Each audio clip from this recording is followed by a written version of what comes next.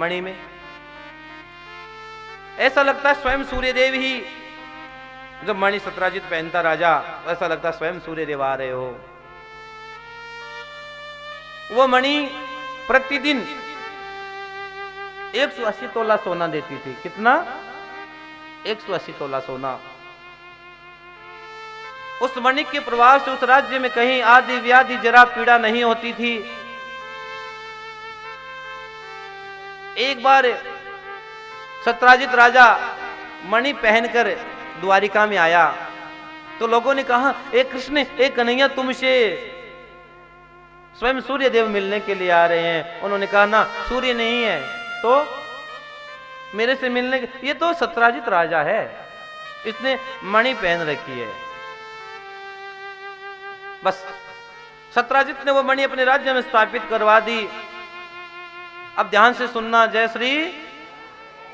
एक बार वो मणि श्री कृष्ण ने अपने लिए नहीं मांगी। किसके लिए मांगी? मथुरा के राजा उग्रसेन के लिए मांगी कि ये मणि एक बार हे सत्राजित, आप उग्रसेन के यहां भिजवा दीजिए ताकि वहां भी आनंद हो जाए, वहां भी उत्सव हो जाए। लेकिन उस समय सत्राजित ने वो मणि भगवान को देने से मना कर दिया कि मणि हम तुम्हें नहीं देंगे। अब एक दिन सत्राजित का छोटा भाई प्रसेन सिंह पर चढ़कर शिकार खेलने के लिए गया और शिकार खेल रहा था कि सामने एक शेर आया। शेर ने प्रसेन को मार दिया, घोड़े को मार दिया, और जो मणि थी वो मणि सिंह के पंजे में अटक गई। जब सिंह के पंजे में वो मणि अटक गई तो वहां ऋक्षराज जामवान उधर से निकले तो चमकती हुई वस्तु को देखा तो ऋक्षराज जामवान ने शेर को मारकर वो मणि ले जाकर अपने छोटे छोटे बच्चों को खेलने के लिए गुफा में दे दी। लेकिन जब सत्राजित को पता चला कि मेरा भाई नहीं आया, मणि पहनकर गया, तो उन्होंने मिथ्या कलंक भगवान पे लगा दिया कि कन्हैया ने मेरे से मणि मांगी थी, मैंने नहीं दी, तो मेरे भाई को कृष्ण ने मरवा दिया। क्या कलंक लगा दिया? मेरे भाई को कृष्ण ने मरवा दिया। भगवान को ये बात पता चली तो भगवान कुछ ब्राह्मणों को साथ में लेकर, अपने सैनिकों को साथ में लेकर वहां से निकले। तो आगे गए तो जाकर देखा प्रसेन मरा है लेकिन वहां मणि नहीं है। आगे जाकर देखा तो एक सिंह मरा हुआ है, वहां मणि नहीं है। कुछ और आगे गए और आगे जाकर देखा तो एक गुफा थी, गुफा चमक रही थी। भगवान ने सोचा हो ना हो यहां ही ये मणि है। भगवान ने सैनिकों से कहा, ब्राह्मणों से कहा, रुकिए मैं अंदर जाकर आता हूं। और प्यारे अंदर गए तो छोटे से बच्चे उस मणि से खेल ही रहे थे। भगवान ने कहा, बेटे ये मणि मुझे दे दो। उन्होंने कहा, हम ये मणि तुम्हें नहीं दे सकते। बच्चों ने मना कर दिया, जाओ आप हमारे पिताजी से बात कर लो। ऋक्षराज जामवान से पूछा गया कि मुझे मणि दे दो।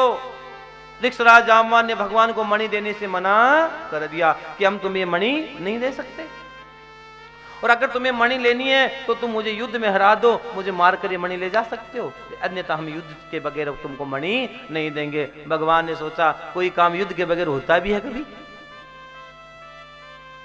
अब बोलो, मैं प्रेम से कह रहा हूं मणि दे दे भाई, दे दे दे दे। वो हट करके बेटा नहीं दे रहा है। तो भगवान ने कहा, चल भाई तेरी भी इच्छा पूरी करते। भगवान और ऋक्षराज जामवान का युद्ध प्रारंभ हो गया। 28 दिनों तक युद्ध चला, 28 दिनों तक। और भगवान ने ऋक्षराज जामवान की मार मार मार मार के नस नस ढीली कर दी। तो ऋक्षराज जामवान ने प्रभु के आगे हाथ जोड़े कि तुम कोई साधारण मनुष्य नहीं हो सकते, तुम कोई साधारण मनुष्य नहीं हो सकते। कौन हो तुम? उन्होंने कहा, मैं श्री कृष्ण हूं, मैं राम का अवतार श्री कृष्ण हूं।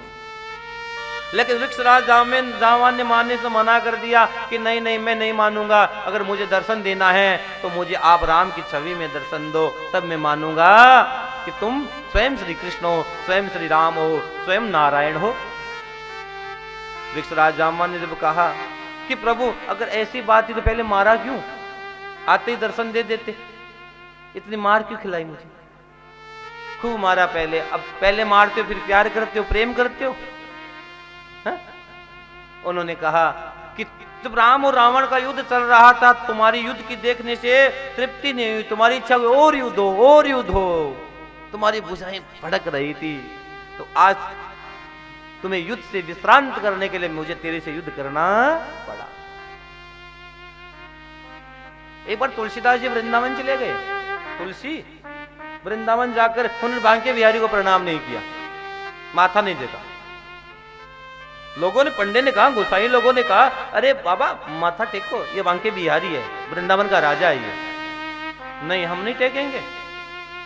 हम तुलसी का सिर तो जब झुकेगा कि इसके हाथ में धनुष और बाण होंगे, तब मैं मेरा माथा झुका दूंगा। अब भक्त तो प्रतिज्ञा कर लेते और भगवान को पूरी करनी पड़ती है ना। तो तुलसीदास जी ने कहा, मुझे राम के रूप में दर्शन दे बांके बिहारी। तो ठाकुर जी ने उसे राम के रूप में बांके बिहारी ने दर्शन दिया। तब तुलसी ने अपना माथा झोंक दिया। यही है, यही सच्चा आनंद है। एक बार मीरा वृंदावन चली गई तो किसी ने लिख दिया, बाहर लिखा था कि राग से गाइए। क्या लिखा? राग से गाइए। जो राग से गाने वाले हैं वही अंदर आइए। तो मीरा ने सोचा हमारे पास कहां राग है, तो मीरा ने राग के आगे लिख दिया अनुराग से गाइए, प्रेम से गाइए, भाव से गाइए, तभी तुम्हें परमात्मा मिल सकते हैं। राग से गाओ या न गाओ, तुम्हें गाना आए नहीं आए छोड़ो, भाव से गोविंद को रिझाना, भाव से परमात्मा की ओर चले जाना, बस और कुछ भी नहीं चाहिए।